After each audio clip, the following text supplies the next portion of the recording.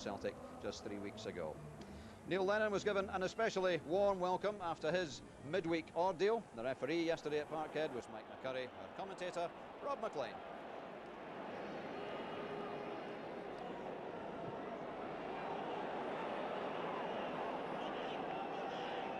Nielsen backheels it for Boyack. That's from McKenna. Kevin McKenna gets another chance onto his left foot.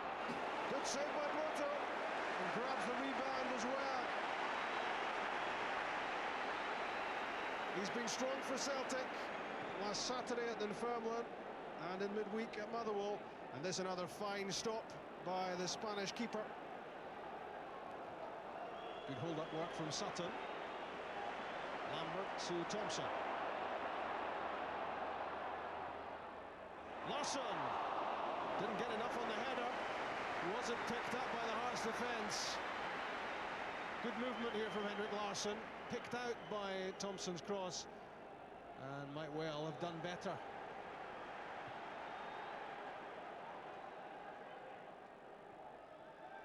Good kick from the keeper, but McKenna's first touch had him in trouble. Long ball from Balde, and it might work out for Henrik Larsson.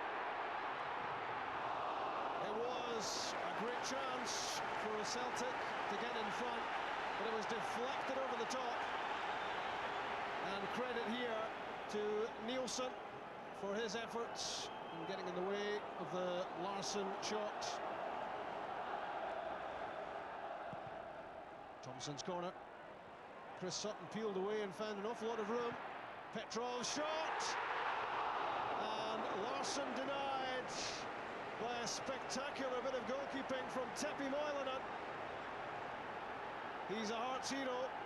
After this stop, it was all a bit unconventional, and the goalkeeper didn't have much time to react.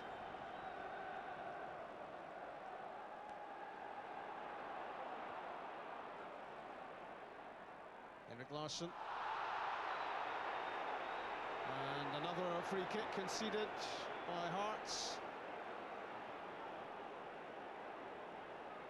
Seven complaining, but he barged into Larsson before he got near the ball. 27 minutes gone. Thompson fires it straight into the wall.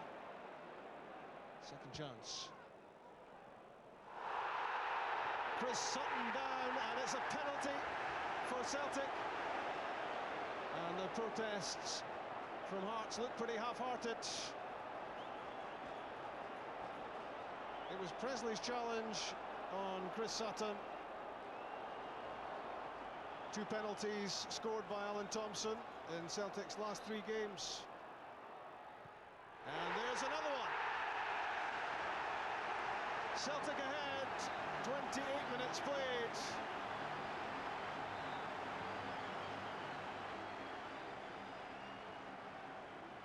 His header finds a gut, and the wide open spaces for Stilian Petrov to try to exploit. Now Thompson. This is threatening for Hearts. Good save, Moilanen. 2 good saves in the first half from the Hearts keeper. First from Larsson, then this one from Thompson.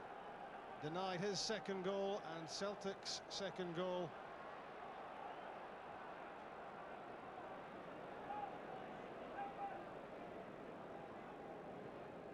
Lamberts. That's brilliant control from Sutton.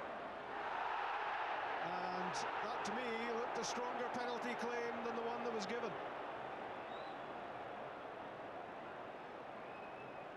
No penalty this time. But Celtic still threatening with Petrov. Shot saved by Moilanen. Sutton was sprinting furiously towards the far side assistant, Jim Dunn. He spun away from Severin, and the tackle from the back was from Maybury. Lambert wants it back from Agatz. Couldn't quite get control of it. Lost the ball under his boot. And now Hearts on the counter with Valois.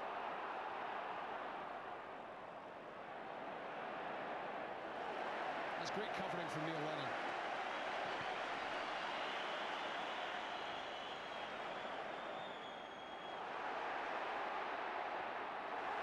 Thompson's touch.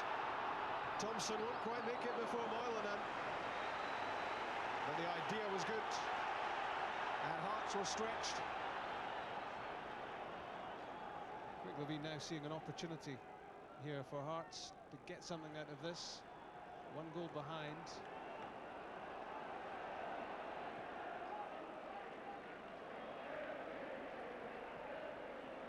Now turns inside Simmons. Neil Lennon keeps it against the odds. Lambert. Celtic not in the comfort zone they were hoping for when they took that first half lead, and it's all getting a bit untidy from them. Valois' cross. Broto was stretching. Now Boyack. Nielsen. Stephen Simmons with a good turn and a good chance. This was an opportunity for Hearts to level the game. Got away from Lennon, did Simmons, and then had a rush of blood. What he needed here was some composure to keep the ball down. It could have been 1-1.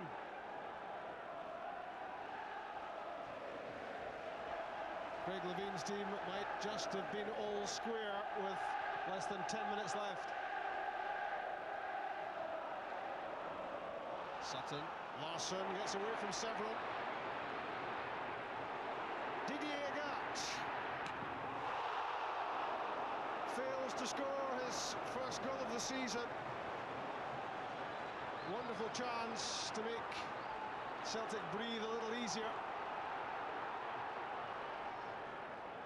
I think that crossbar behind Tepi Moylan is still vibrating from the power of that Agat shot, but should have scored. Here he comes again. Larsson given offside.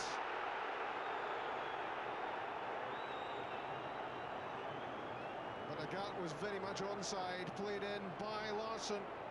He could see the whites of Moylan's eyes. And Moylan saw little of the shot as it rattled back off the underside of the crossbar. It's still 1-0. I knew it was always going to be a difficult game, and the exertions of Wednesday night, I think, looked as if it took its toll. But we stuck at it. It was far from free-flowing from us, and but we've got home in the end. Can't do anything else. Can't do anything about what happens elsewhere.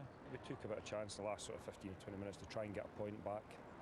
And honestly, I'm really proud of the players. I thought that against a very good Celtic side, and that shows the respect that Martin has given the Hearts players today, that he's brought the big guns back in.